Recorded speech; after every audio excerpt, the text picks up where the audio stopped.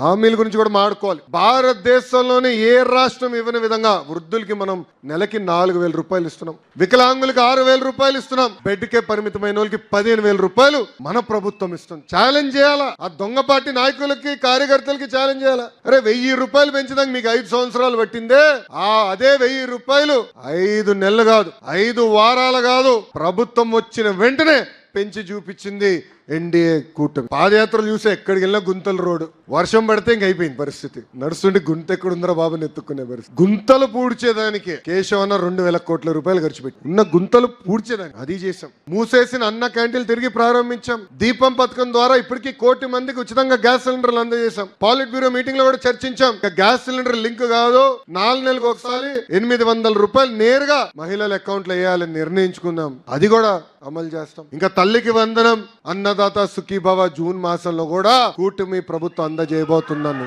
మీ అందరికీ తెలుపుతున్నాం. మనం మమేక్యం అవ్వాలి, ప్రజల దగ్గరికి వెళ్ళాలి. కుటుంబ సాధికార సారథులు కానివ్వండి, బూత్ అధ్యక్షులు కానివ్వండి, యూనిట్ అధ్యక్షులు కానివ్వండి, క్లస్టర్ అధ్యక్షులు కానివ్వండి, విలేజ్ మండల అధ్యక్షులు అందరం నెలకు ఒక్కసారి పెన్షన్ ఇచ్చేటప్పుడు వెళ్ళి మమేక్యంగా మాట్లాడి 4,000 రూపాయలు ఇస్తున్నాం, ఇబ్బందులను ఇస్తున్నాం, ఇచ్చిన మాట మనం నిలబెట్టుకున్నాం చెప్పాల్సిన బాధ్యత మనందరి పైన ఉంది.